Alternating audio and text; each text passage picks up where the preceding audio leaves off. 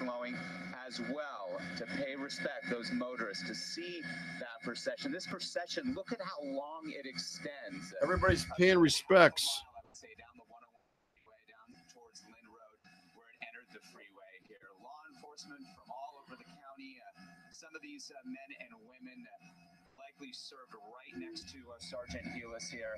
A somber sight. Is there a sergeant that just died recently in Afghanistan? Did we pay respects in a procession? Or is he rather greeted with suspicion as he comes back with PTSD because he might need mental health and take his guns? There's something wrong here. And show you the sights as people pay respect to this fallen hero. And we're seeing, Rick, on the overpasses, it's not just law enforcement that's showing up for this. Community members, that's exactly right. We saw kids from an elementary school waving the American flag as the hearse carrying. This is a big nationalist convention. Is this the spirit of nationalism? I don't know. I'm just asking. I feel bad about the shooting. I felt real bad about it last night, but when I saw these dry tears, I started to wonder what's going on here. Sorry to bring it up, but I didn't see any tears. And I think I have good eyes enough to see if there's any tears. That is going to be passing through and pay their respects. Look at all these people. Such appreciation here this morning for the act of that sergeant.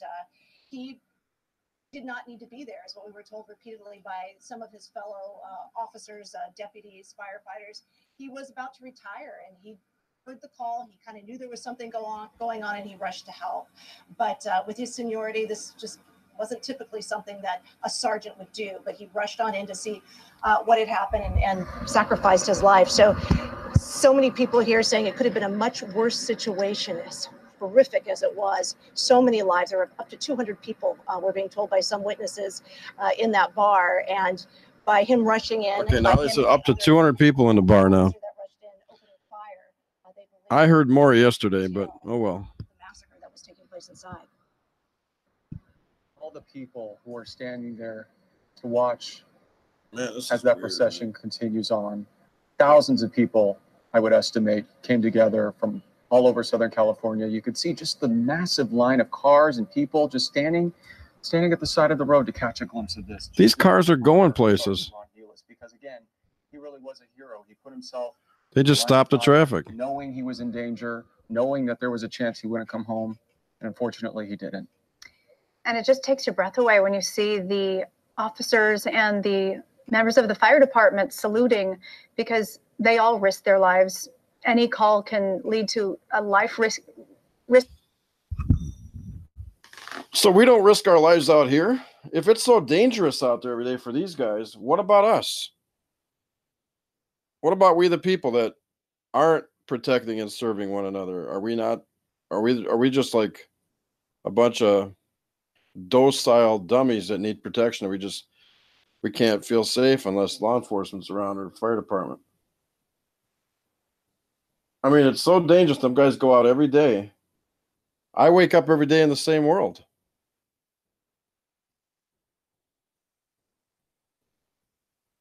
It's just that they go to the accident, they go to the fire, and they go to the police calls.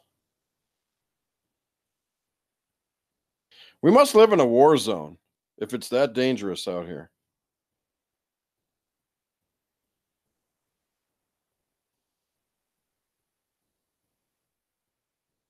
I mean, are these people safe being even out there by that fence if everything's so dangerous? I mean, why even come out? Well, that's the safest place in the world. That's right. That community is the safest place in America. That's why everybody can come out. You can leave your keys in your car over there. Of course.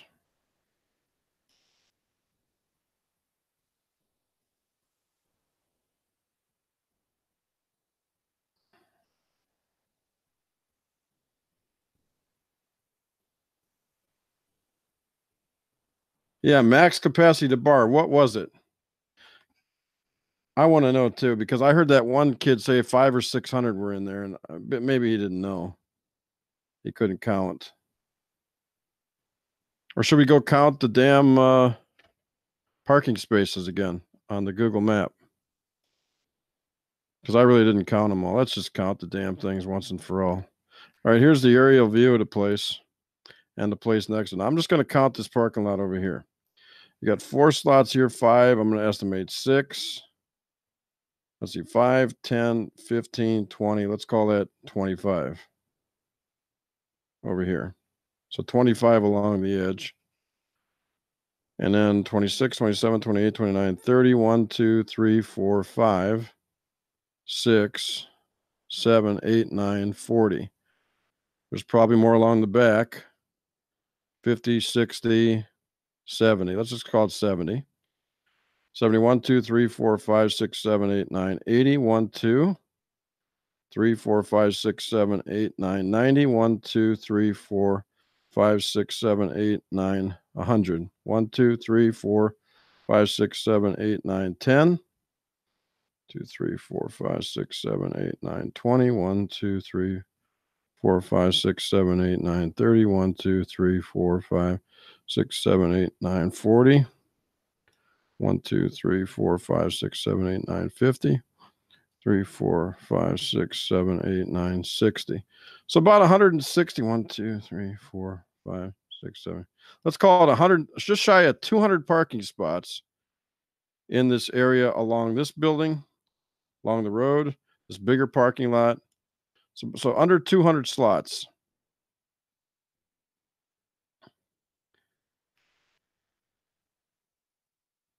And that thing was cleared out last night. I don't think there were that many people there. Now, for those of you who are conspiracy theorists, which I am not, but I'll tell you the honest truth. You mentioned these dry tears, it makes you think, man. When you look at this and you see all these dry tears, you don't see tears. It's pretty weird.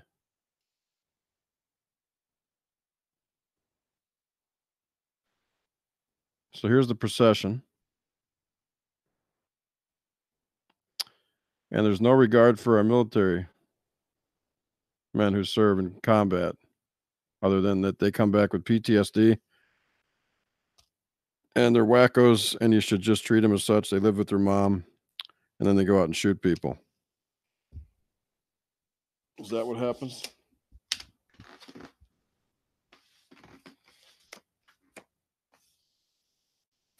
I mean, really, this guy served our country, right?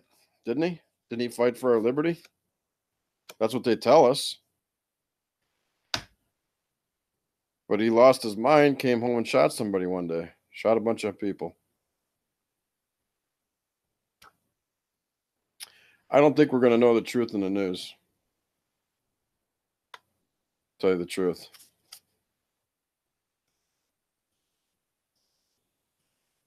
I think we're just going to have to rest on the fact that the heart of man is desperately wicked. Who can know it?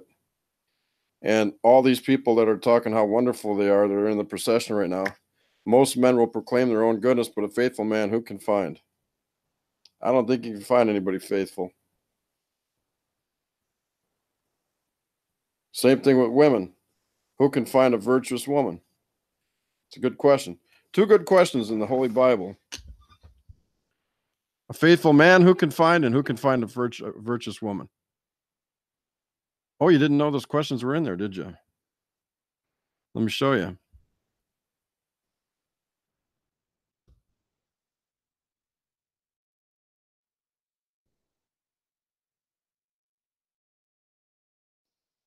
Faithful man who can find? Proverbs 20, verse 6. Most men will proclaim everyone his own goodness, but a faithful man who can find? Question mark. It's a good question. You got the answer? I don't. I haven't found one yet. Another question in the Bible is Proverbs 31:10. Who can find a virtuous woman? It's a good question. I'm still looking.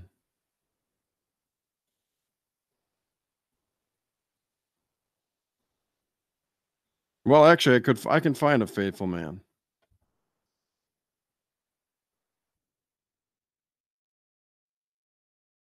So let's show you that one.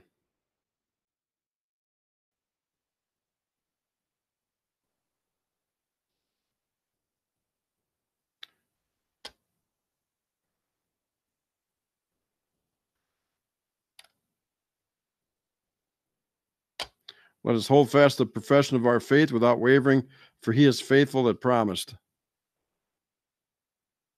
If we confess our sins, he is faithful and just to forgive us our sins and to cleanse us from all unrighteousness. I found a faithful man. It's the man Christ Jesus. That's all. Now, this guy died, Sergeant Ron Helis. He confronted the gunman. And I sent a note to them, actually. I made a very nice note. I wrote, I would like to express. See, for those of you who think I'm being like disrespectful to anybody, you don't know me. I'm extremely respectful. But I have to be honest with these dry tears. There's something amiss. There's something very much amiss. And I can't put my finger on it. And I'm not calling a false flag or a psyop like all the conspiracy junkies do. I just don't know. So anyway, what I did is I wrote, I would like to express my prayers and supplication to God for the family of Ron Helis, who gave his life tonight engaging the shooter at the Borderline Bar and Grill in Thousand Oaks, California. May the God of all grace through Christ Jesus give your family comfort in this time of sorrow. I'm going to put this on Twitter because I forgot that. I think I forgot to put this on Twitter. So let me put it on a tweet.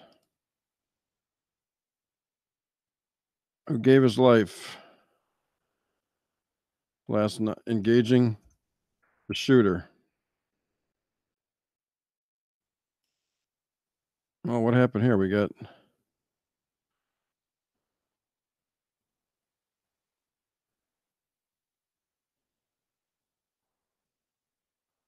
I got too many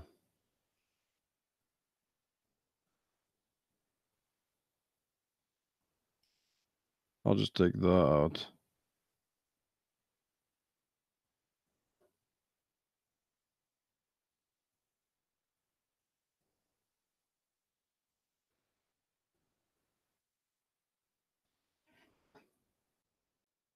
I sometimes don't like Twitter with the restriction on it.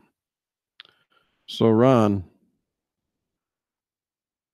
let me give my tribute to Ron.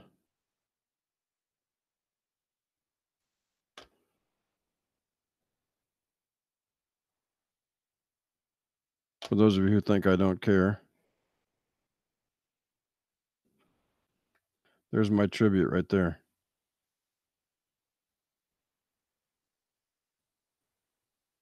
And I mean what I say there. I'm not just giving you empty words of vanity and vain repetitions.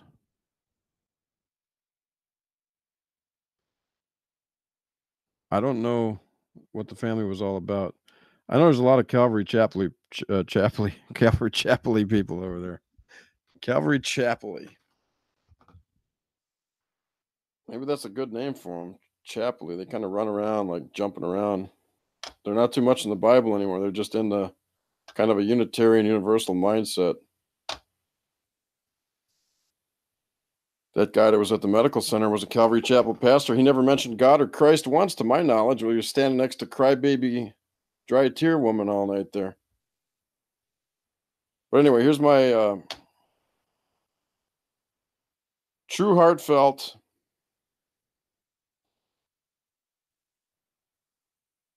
expression to the family of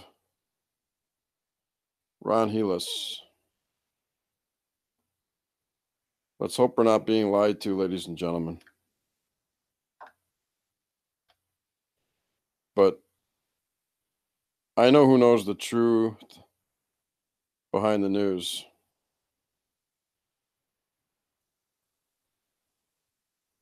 All things are naked and open before the eyes of him with whom we have to do. So there ain't nothing getting by him.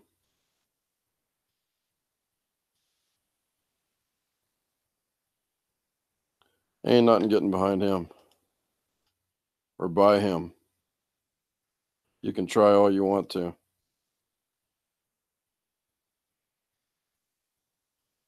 All right, I guess we'll go watch the procession and just go into monitor mode here for a while and listen in, because I wonder what's going on with the Trump side of the world here, because he's starting to fire everybody in the White House, it looks like. When the gunman walked in, threw a smoke bomb to disorient people and to create confusion and chaos, and was able to shoot 12 people in that nightclub. Look at that, Suzanne. All the people who have stopped, not only on the side of the road, but you could see even in the business complexes, there are people coming outside just to catch a glimpse of this procession. You could see them lined up there along the Greenway. People wanted to see and say goodbye to Sergeant Helas and thank him for what he did and his heroic efforts in saving lives inside that nightclub. Well, it's incredible knowing that he was counting down the days and the weeks until retirement. He had a grown son, his wife, who he had been on the phone with right before going into the nightclub. He heard the calls, he heard the shots, but he still went in even as people were running out and confronted the gunman, undoubtedly saving countless lives. There were, according to witnesses, hundreds of people inside the club at the time. And his colleague, Sheriff Jeff Dean, his friend, it was his last day as sheriff. Yes, he said, what a horrible day. He described the scene inside as hell. That's a pretty strong word, and that is accurate. It is hell, not only for his department, but also for Sergeant Helas's family and loved ones who now have to deal with this grief. The fire department, from agencies all across Southern California, people in uniform standing by, standing in salute. Here you could see on the overpass at Springville Drive, drivers pulling over, all so they could pay their respects. It's just incredible to see just everyone come together in this moment of tragedy. It's reassuring that there is hope, that there is a semblance of unity. That's all a community can do as well. You know, people move to Thousand Oaks thinking this is the safest city in America, and they wear that badge with pride. There are a lot of law enforcement families who live in Thousand Oaks. You think it's safe. People check on their neighbors. People know what their neighbors are up to. But it's times like these where it's the people who help and who come together. And we spoke to a woman, Christine Lazar did out, who was holding a flag, who she has lost people in her own family. And that's why she came out, because she had a connection, a horrible connection. But in times of great tragedy, you try to do something that makes sense of it, that helps somebody else when you are helpless to help the person who lost. And as a reminder, there is a need for blood. We are hearing that there are many patients in critical condition at Los Robles Medical Center. They need all the help they can get. The mayor of Thousand Oaks is asking anyone who This can is come a up there test to make a donation for $1. They also need O-negative blood. That's the universal blood type that can help. So anyone who can come up to Thousand Oaks today and help donate blood. Look at that, Suzanne. The message is heal, peace, love. Wow. So powerful. It's just incredible to know that so many people are feeling inspired to reach out to others and to show their support. And we're going back and showing when Sergeant Ron Helas's body was transported to the hearse right before the procession began. And I believe we have our live signal back from Sky 2. We can show that again. But again, this is that moment when they loaded his casket into the hearse, and you could see the silence and the somberness there of all the people who wanted to just salute him and be there as that procession began here at Los Robles Medical Center. This is where he was taken after he was shot several times and pronounced dead. And that procession winding from Los Robles Medical Center all the way to the Ventura County Sheriff's Department, still on the 101 northbound. Again, people from all across Southern California lining the streets, coming outside, doing whatever they can to be there. Okay, here we go. There's that live signal from Sky 2. People on overpasses, waving American flags, holding messages that say love, peace, anything that they can do to just express their appreciation and gratitude to Sergeant Ron Helas for his heroic actions, for putting his life above others. And undoubtedly, some of those signs that they're holding up are for the families of the victims who are waiting to hear news, whether their loved one is in the hospital, whether their loved one has passed away inside the nightclub. You can only imagine the families this morning still awaiting word, awaiting to be notified. Is my child alive? Or is my husband alive? Or my wife? So much heartache, so much that people are trying to figure out right now. Why did this happen? what was the motive. We're still not sure, but right now we want to focus on the heroes of this horrible tragedy and the fact that, again, Sergeant Ron Helis, a man who was with the department for nearly 3 decades, Still who, not sure, but right now as his colleagues described, was the first one horrible to jump into the scene and try to help others. Sergeant Ron California Helis, Governor, a man newly who, elected Governor Gavin Newsom, is about to speak. He's going to address this horrible tragedy. We're just moments away from hearing him speak as this procession continues on the 101 northbound.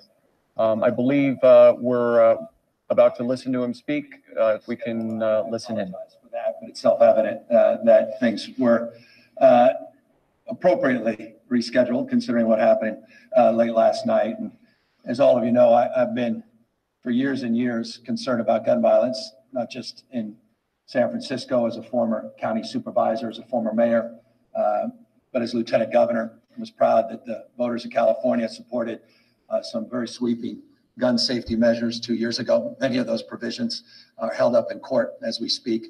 Irony of that is not lost on me at this moment, nor was the opposition of the NRA with my candidacy for governor. But this can't be normalized. This is just remarkable, just another day in America, but tragically now in our state. And the loss of a law enforcement officer. I know we talk in terms of heroes often, and I'll be candid with you. I think sometimes we overstate heroism, and as a consequence, sometimes it gets diluted. This is a test donation for $1. But then there are real heroes, like this sergeant that actually saved lives, that walked in, and through that act of heroism, there are families that are able to hug their loved ones tonight. There are lives that will change for generations because of his heroism. And so I just want to express my deep respect, my deep admiration to the men and women in uniform, to law enforcement broadly, but to this remarkable sergeant for his act of courage, his act of bravery, his act of heroism, and the lives that he has changed, and the stories of those that survive and those that have been enlightened by his example are, to me, demonstrable of what the true definition of heroism really is. And so, it's a heavy heart. Come here a day or two after an election for governor. You ought to be focused on other things. 23 folks injured, and obviously 13 lives in total lost. And it's, this is America. It's got to change. This doesn't happen anywhere else on planet Earth. And we can't let folks forget that. Can't lose sight of that. Can't allow this to be normalized. And so I, again, just want to express obvious expression of condolence, sympathy, and grief for what occurred. Look, puts conversations around transition. I imagine you came all here prepared to ask me, what's the first act during a transition? You got a chief of staff. You've lined everybody up. I'm not prepared to talk about any of that today. Frankly, I wasn't prepared to talk about that. Regardless, we will be rolling out in a very systemic way, a very thoughtful way, the transition, very deliberative way. We'll begin tomorrow by doing that. We will do it differently than most transitions, and that will be obvious tomorrow when you learn more about how we're going to process inclusion and engagement through this process, bottom up, not top down, in terms of the transition itself. I am here, and I'm grateful to everyone at St. Anthony's because this is the city of St. Francis. It's the city I was born. My kids are fifth generation. All right, you just heard from Governor-elect Gavin Newsom expressing his admiration for the heroic actions of Sergeant Ron Helis and also the bravery. Soon-to-be Governor Newsom said that this cannot be normalized, this type of shooting. He said there are real heroes in this world. like this sergeant, and lives will change for generations because of his heroism. Well, when you think of the victims who lost their lives today, you have families shattered, just hearing from the Kaufman family directly. Mm-hmm. You saw a grandfather and a father in grief, and then siblings who lost their biggest brother, the firstborn son of their family. All right, I'm getting to the point where I've about had enough of this, ladies and gentlemen. But of course, I'm the news unit, so we got to keep watching it. But I want to say a few things in regards to this governor-elect in California. The guy looks like a lush. He looks like he had a pretty good night of drinking, number one. It's just an observation. I may be wrong. Just like I may be wrong about the dry tears, right? Think I'm wrong about the dry tears? Anyway, he says this kind of stuff, this kind of crime he alluded to, doesn't happen anywhere but the United States of America. These kind of atrocities, huh? They don't happen anywhere but the USA. You know why? Oh, it's because we have guns. Said. And once we get rid of guns, we'll be a ASDF. utopia and a perfect society just like the rest of the world, right? Uh-huh. You know, these kind of atrocities just don't get reported in other nations. What goes on in Iran, what goes on in Morocco, what goes on in Thailand, Malaysia, Australia, various countries in South America, Africa, other Asian countries, South Pacific, and all the rest of the oceans and tributaries of the world across the northern and southern hemispheres.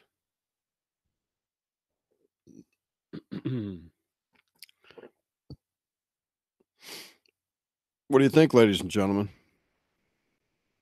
These atrocities only happen here, huh? Well, we should move to Iran, where we're safe. How would you like to move to Iran? Would you like to move to Iraq? Would you like to move to Turkey? How about Germany? How about France, Sweden, Norway, England? Hmm?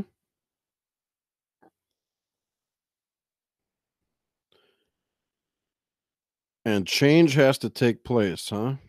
For America? Got to disarm we the people. That's the problem. The experts know the solution to the problem. They sure do. The government, by mainstream media, popular opinion polls, talk show hosts, activists, and lawless lawmakers and oath of office violators has taken over.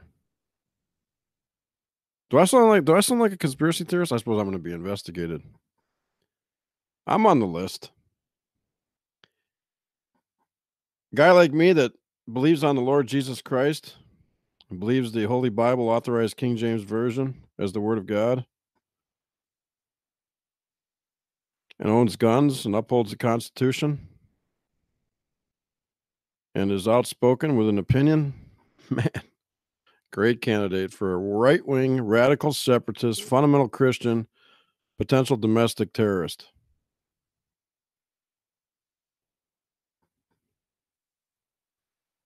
Stand up and be counted. Or are you scared? The fear of man bringeth a snare. The fear of the Lord is the beginning of knowledge. All right, just a couple foods for thought there for you. Just a little food for thought. Let's listen to our fake news, shall we? They'll tell us what we need to know. Trust and ignore. There we go. We're desperately searching for her, posting on social media, asking for any updates that people may have had. And the last tweet that we saw from Tamara said that they hadn't heard from her for 7 hours. And unfortunately, it doesn't look good right now. And it appears that the procession has arrived at the, oh, hasn't arrived. They're preparing. My apologies. We've been on the air for about 8 hours now. And it's slowly winding its way towards the Ventura County Coroner's Office. It started at Los Robles Medical Center, just 2.5 miles from Borderline, which is where this mass shooting took place. And if you look on the left-hand side of your screen, that is the destination, the Ventura County Coroner's Office. All the flags in the United States of America are at half-staff in honor of the innocent lives lost. And also, again, people are stopping what they're doing. They're coming outside just to pay their respects to 54-year-old Sergeant Ron Helis, a man who was on the department for 29 years, was set to retire next year. It was just, he was that close. But even though he could have just stopped and not gone inside, he did. He went inside and faced the danger, knowing that he might not come out. And Sheriff Jeff Dean said he was hardworking, he was dedicated, he gave it his all, and he told Ron's wife he died a hero because he went in to save lives, to save other people. And even Gavin Newsom just mentioned that sometimes as a society we throw out the word hero, but in this case, truly, Sergeant Ron Helis embodied the word hero in every sense of the word. I mean, this was a man who did everything he could to stop a deranged gunman from taking more lives. When you have hundreds of people running one way, which of course, can you blame them? And not just people fleeing, they're helping other people's flee. You have somebody who goes in knowing that this could be their last few breaths on the planet to save others. He sacrificed himself. Yes. And the CHP officers had his back as well, but he was in the front. He suffered multiple gunshot wounds. He was taken to the hospital. That's where this procession started because he lost his life at 2 this morning at Los Robles Medical Center. All right. I believe we have Garo Karegian from the Ventura County Sheriff's Office on the phone. Garo, can you hear us? Yes.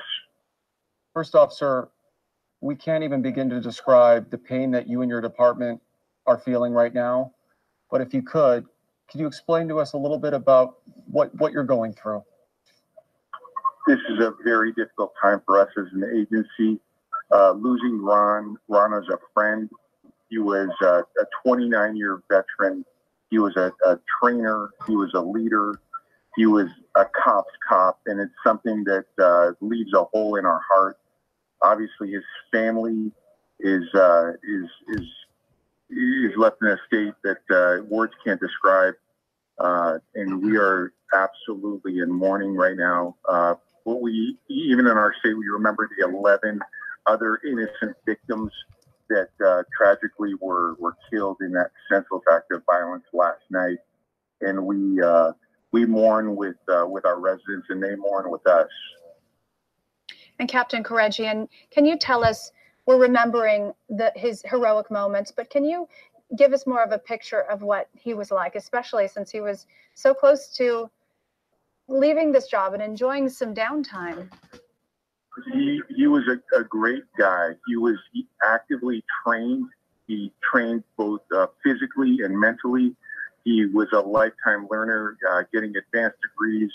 He was a likable, very, very likable guy, a teacher, someone helping the younger deputies learn what's necessary to be an effective cop. And it's one of those things that we never want a day like this to come to anyone, much less someone that we know so closely and we are going to miss so much. And Captain Karegian, we continue to watch this procession live on CBS 2, Sky 2 above the scene. We have seen thousands of people coming out to show their support. How does that comfort you in some way, the department? It comforts us, and I know that acts of support like that comfort the family. This is a very tight-knit community. Both the city of Thousand Oaks, the county of Ventura, we're blessed to have residents that value law enforcement, and we value the communities that we serve. Unfortunately, I'm not surprised that they would come out and support us like this. We gather around one another and support one another during these very, very difficult times. And Captain Karagian, when an officer, especially a sergeant, leaves behind a wife and a son, I know the law enforcement community comes together to help support that family. Absolutely. We come together and we make a vow never to forget. It's easy when the attention of the nation is on you to say those words, but those are not empty words.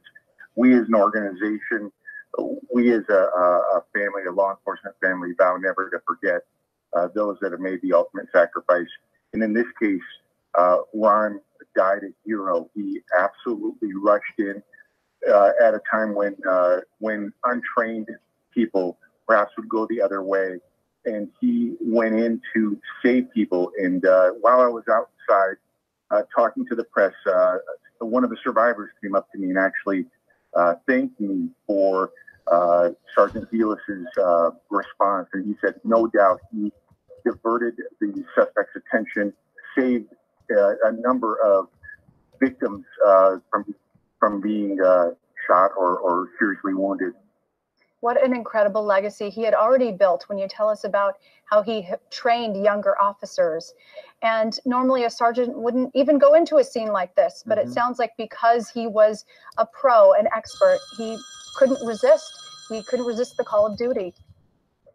Absolutely. He responded to the call. He received the call. And typically sergeants don't get dispatched to those, but he's the closest, and that is what we would call a hot call. He wants to go there and help people. He knows that people are going to need help, and the faster we get there, the more likely we are to help people. And in this case, he was on scene in just a couple of minutes, and inside the establishment a couple of minutes thereafter. So literally from the time of getting the call to responding inside and trying to neutralize that threat was just minutes. And Captain Karagian, one of the most heartbreaking parts of this story is that he actually called his wife just moments before he entered Borderline. Have you been in touch with his family? I have not been in touch with his family, but we have deputies that are in touch with his family and offering them the deepest level of support that we can, and letting them know that they are, although they may feel like they're walking alone, that they have a support network here to support them during this difficult time. And Captain Karagian, CHP actually backed him up, which I know isn't the norm. We were hearing from out at the scene. Has there been any conversation with them today? Absolutely. I would say it is the norm. In our community here, we work seamlessly with not only the CHP, but with other neighboring agencies, the Simi Valley Police Department, the Oxnard Police Department, the Ventura Police Department. We work seamlessly with them. They all were on scene along with the FBI, and we work very, very closely to ensure that we offer, both the highest level of service to our community and the most support for one another when we're out here fighting crime.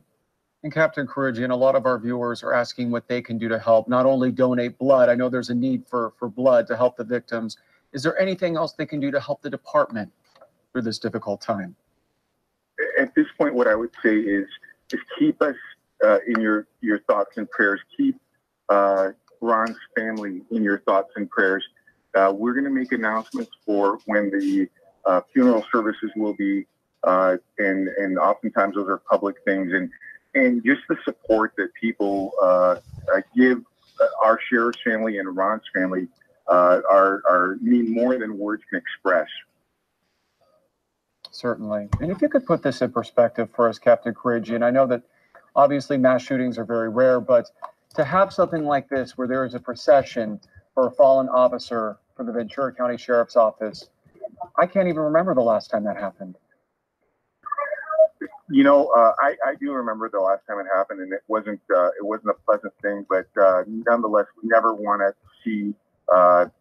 see these processions, whether it be a Ventura County deputy or any other law enforcement member of law enforcement, or whether it be any of the victims that go in on a Wednesday night in Thousand Oaks to enjoy fun with their friends, and then we're making notifications to their family about such a tragic thing. I mean, words that you should never have to say to a parent.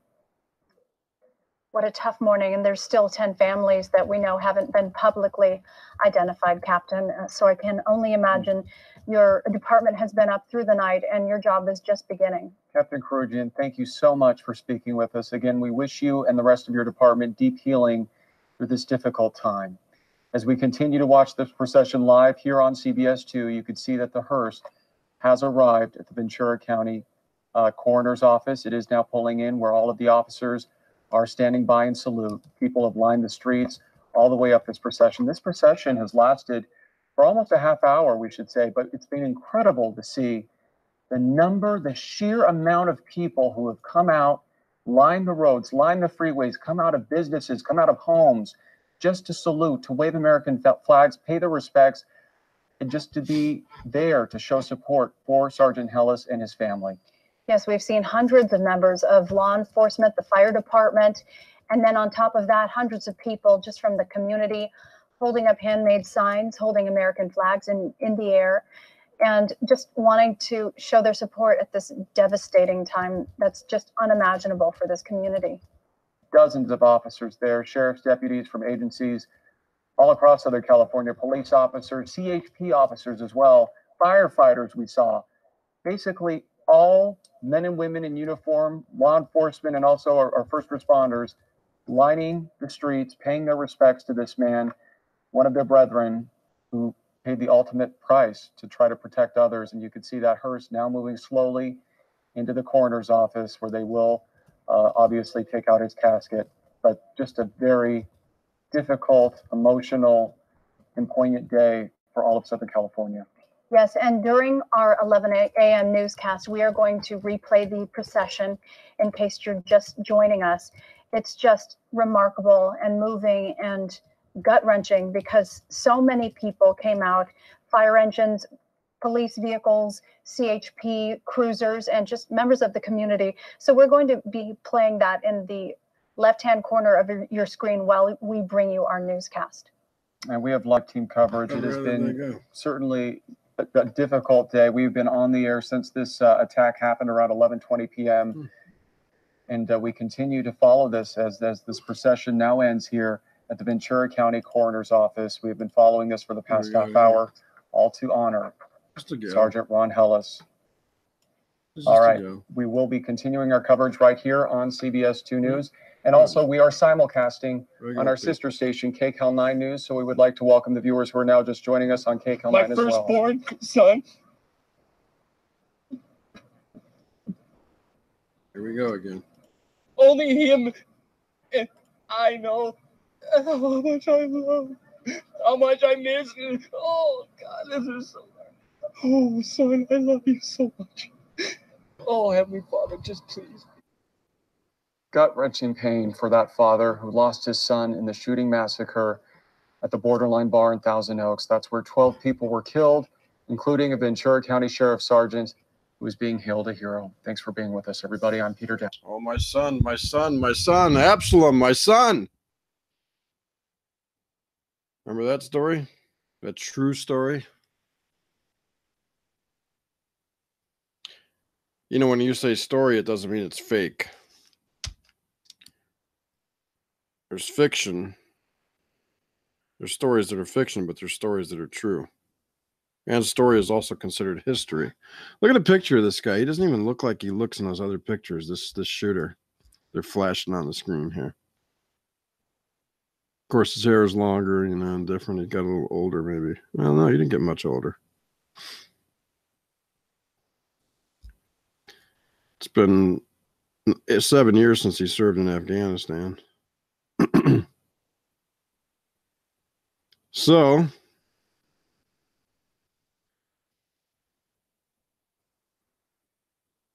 ladies and gentlemen,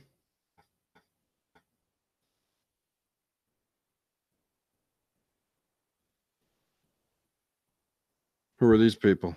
The family? I believe they probably are. With some of that video that was shot earlier today. Some of the folks lined up here as early as 7:30 this morning. A lot of people telling me they just felt so helpless watching the news coverage at home. They felt like they needed to do something and they needed to be with other people who understood how they were feeling. So they stood here on the corner, shoulder to shoulder, waving flags, holding crosses. Everybody fell silent as that procession came through and as they watched the body of Sergeant Ron Helis go down the road. I didn't want it to end, honestly. It was reassuring seeing the support from everybody, all the way from Pomona to Santa Barbara. It was really, really emotional and really touching, and I'm proud that we can have that kind of support system so quick. Overwhelmed. I saw the flag, overwhelmed, completely, totally overwhelmed. I mean, there's no words. I just ache for his wife and for his child. I know how it feels to lose somebody, and I ache for his wife and his child. And Sergeant Helis does leave behind a wife and a child. He was nearing retirement, 29 years with the Sheriff's Department. I talked to two women as they were leaving this area today, and I said, what do you do now? And they said, right now, we're going to donate blood. They feel like they need to do something. They say the one thing they're avoiding is the list, the names that will eventually come out of all the people who lost their lives last night, because this is a small community, about 100,000 people, and they expect to know a small some, community, if not all of the names on that list. So a lot of healing to be done here. Also, Thousand Oaks, it's been in magazines and on lists for being the safest city in the U.S. And now it's also on the list for one of the deadliest mass shootings. Back to you guys in the studio. And Christine, you talk to people out there who say they've experienced personal loss as well, and they felt that they had a connection to these people and they wanted to show their support. Can you tell us a little bit more about that? You know, whenever you have something like this, it brings back all the trauma for people who have lost a loved one. The woman I talked to said her daughter was ill and had passed away from an illness. So she said she expected it. Her daughter was 29 years old, but she said she can't even imagine what it would be like to just get a call out of the blue and to hear that your loved one is never coming home to you after going to the bar the night before. And also, I want to point out that this Borderline bar, one gentleman told me, this is where all the college students go. Everybody, if you've lived in Thousand Oaks, you've been to this bar. So people feel an intense connection to this because they can visualize what it looks like in there. They can imagine what it would be like to be in there with a shooting happening. So when you have a small town where this happens, you know, it's terrible no matter where it happens. But when it happens in a small town, you know, the ripple effect is just, it just is felt so much more. Now, Christine, it's being felt throughout not only the nation, but throughout the world. People are expressing their grief, their remorse, trying to help give support to the people whose lives have been impacted by this senseless tragedy. Thanks. All right, many people jumped into action. They started helping strangers out of the bars and into safety. And we are going to CBS 2's Candace Crone, who is live at the Reunification Center. That's where people, 50 to 60 people, in fact, went to hear news about their family members who they couldn't find. That's right, Suzanne. And right now, authorities are working to notify those families who are here at this reunification center. About 60 people inside, as you said. And we just saw another group of relatives of the victims walk in. You can maybe see them at the entrance there. There's also sheriff deputies and members of the Red Cross just trying to assist however they can. And we do have the first confirmation of the first fatality that we do know of. Let's go now to some video. I spoke to Jason Kaufman. He confirmed that his son, Cody Kaufman, was shot and killed at Borderline last night. He was very distraught this morning when he spoke to us because he described his son as someone who wanted to join the military. He was excited about possibly joining the Army.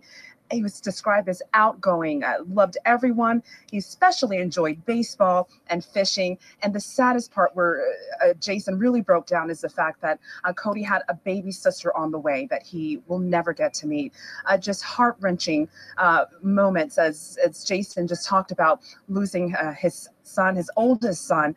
He's got other children, but he also said that the last time he spoke to Cody was last night as he was heading out to Borderline, he told him, please don't drink and drive. He also said, I love you. And that's when he broke down as well, just recalling that last conversation with Cody. Let's listen in to a little bit more of what Jason had to say. I was been here fighting for him all morning long. And we did just get the news that he was one of the 11 that were hit and killed last night. His name was Cody Kaufman. My firstborn son.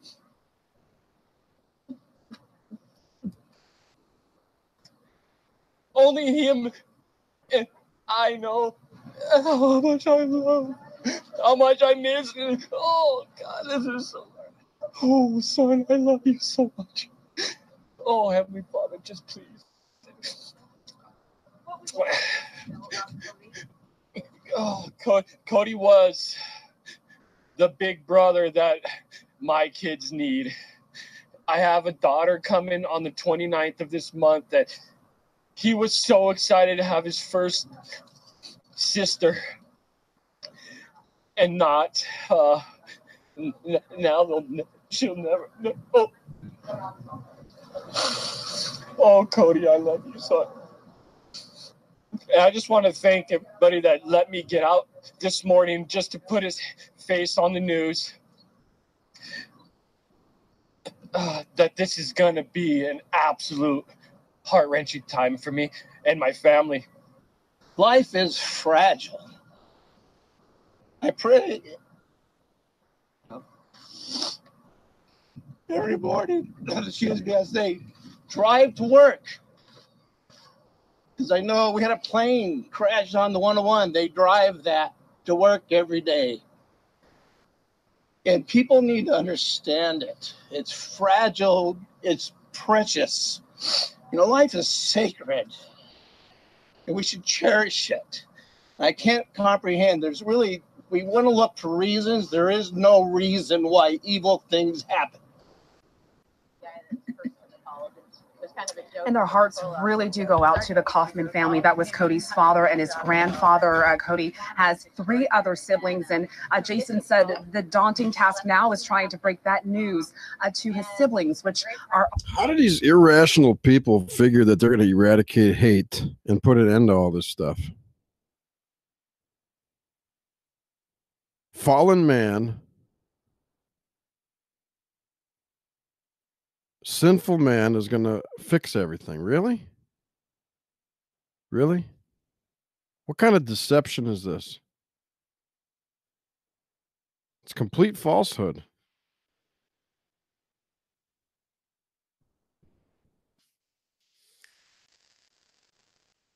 Well, that's where the belief in God comes in and the truth of the gospel and all the rest of it. And that's what people don't want to hear. So don't believe them. There's 2 types of people, them that believe and them that believe not. That's all there is to it.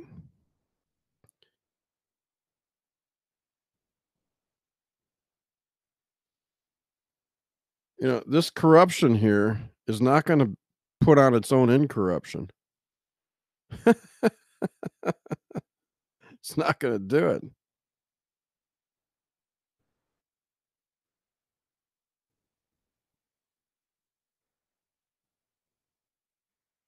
You know, death is not yet swallowed up in victory completely. It's not time for death and hell to be cast into the lake of fire. The second death. It's the way it is right now, and nobody wants to believe that. They're all do-gooders. They proclaim their own goodness. And you don't have any.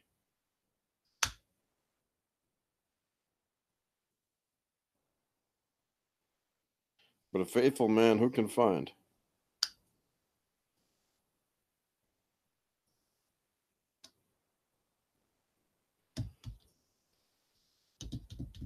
Better find that faithful man. The man Christ Jesus. Oh, yeah. So we're going to listen to the wisdom of the world all day long here now on the newscast, constantly over and over again. Tell us how this has got to stop. We can't go on like this. People have the right to be safe. They were wonderful people. The shooter was completely horrible and evil, and and he was. But if you start telling these other wonderful people how evil they are, oh, that's no good, man. That's no good. No, I'm a good person. Come on. I'm going to tell you how wonderful I was.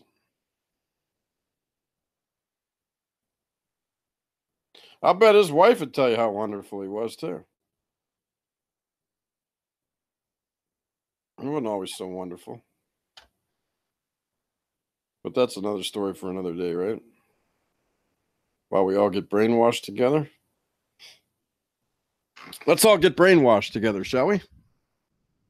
There were also people from the community. There was one young woman here who was in tears. She said she was the survivor of last night's let's see the shooting. She tears. didn't want to go on camera, but she wanted to come out here and pay her respects. There were also other people from the community who brought flags and flowers. They didn't have any personal connection to the shooting, but coming out here didn't feel like a choice. Just to give you some context into this university, there's only about 3,000 undergrad at this campus in Malibu. So it is a very tight-knit community. Last night when news broke, I started receiving texts from friends who work here, friends who went here, friends who knew that Wednesday night was college night, even when we were in school a number of years ago. This would be where we would go. We would go to Borderline through the canyon because we knew that's where all the fun was. There was a basketball game here last night, and likely many students went from there to Borderline. So this university kind of in shock, texting with someone on the administration staff here saying, my world's been flipped upside down. So this university, just like many others in the area and community colleges, feeling this and just hoping for the best as these families are notified of the worst news possible. It has been extremely difficult here on campus. Classes have continued as they tried to remain some sense of normalcy, but at noon there will be a prayer service for this university. Many students will likely attend, and staff members to just be there with each other, and something that I'm hoping to go to, just to give a few hugs to folks on the administration staff who've had a very long night and a very difficult night as they've received the news of this shooting. So certainly affecting a lot of people in this community. David, Ellen. Hope you do get to speak to some of those people and some of your friends there. And I'm sorry again, it's really tough to know. So you guys found Cody's girlfriend, huh? Well, we're going to check in right now. Well, actually, we have some sound from our governor-elect, Gavin Newsom, that we want to show you just from a few moments ago. Which one is it?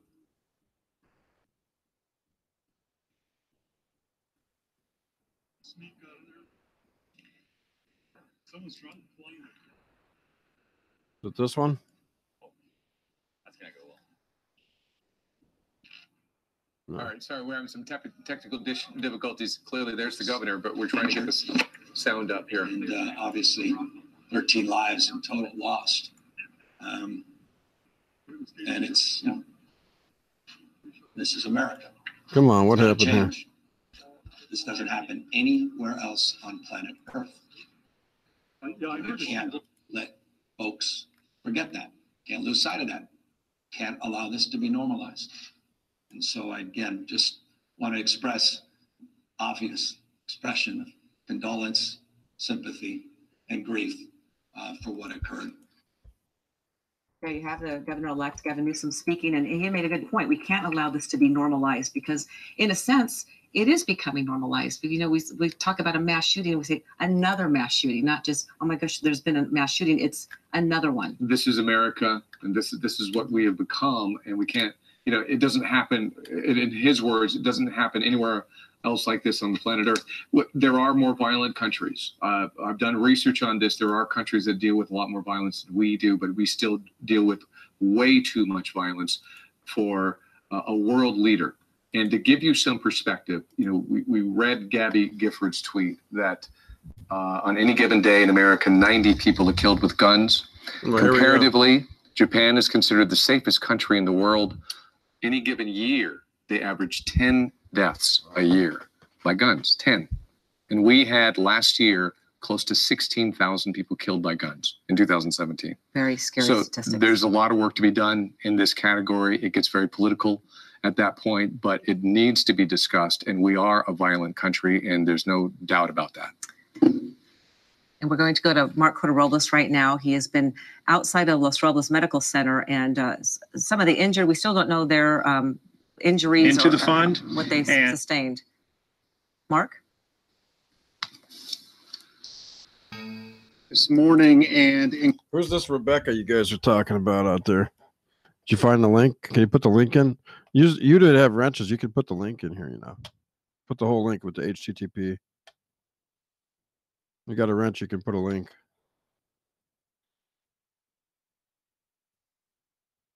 Where is she? Find Cody's page.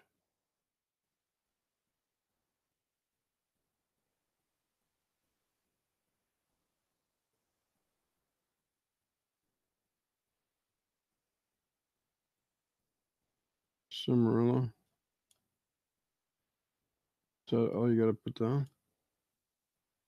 What the hell? How come this won't copy this? Copy. All right, let me try it again here.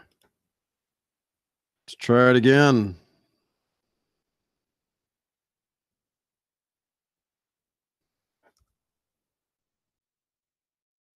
Probably not going to come up. Nope. Yep.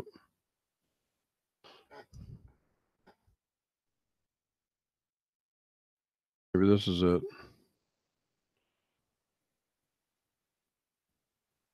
I fucking don't know.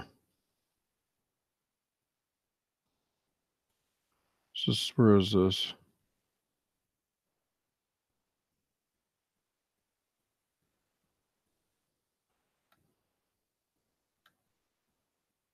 I don't know where they are.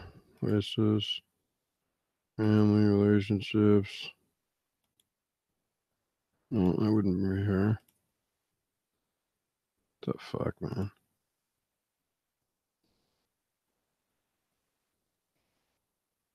How do you spell that place? It's just plain text. Camarillo.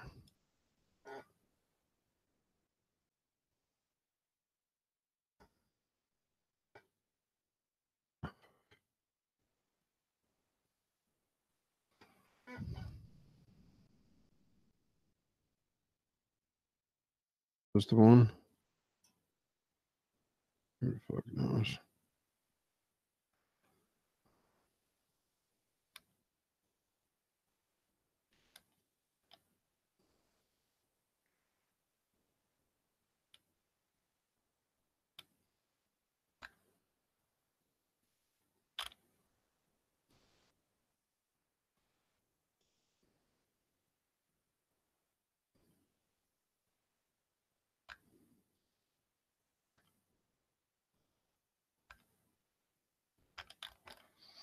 Where'd you guys find this stuff? I can't find. I'm not good at that shit.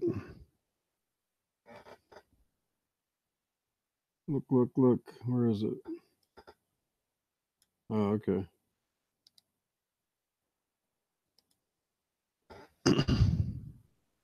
Got it now. That's the one? Oh, I had that one earlier.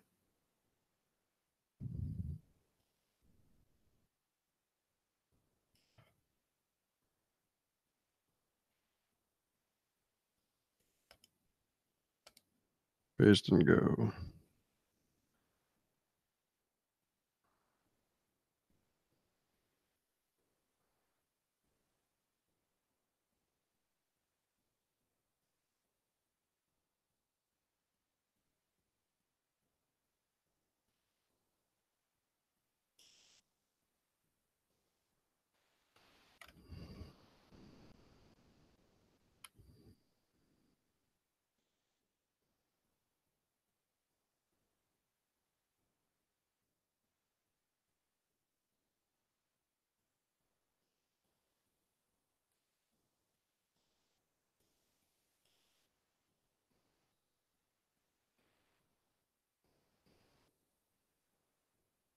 No friends.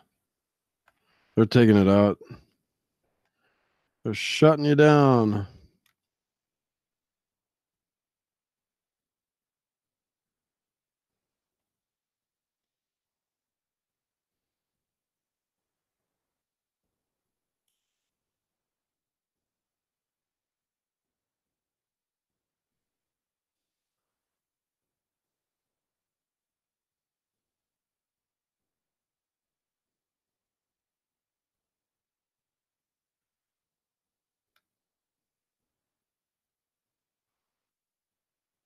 Oh, look at this. Gun control doesn't work.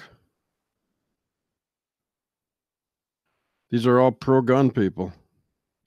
I told you yesterday, didn't I? I kind of thought that was going to happen.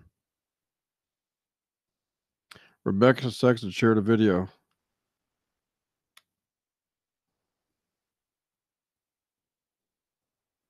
Check it out. If this is the right gal. Now, where'd you find Cody at in here? I don't know where to look. Let's see here.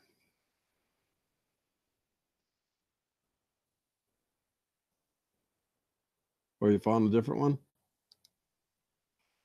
Let's see if this is the one. That's the one. If that's her, she's got a gun control doesn't work video. Did you notice that?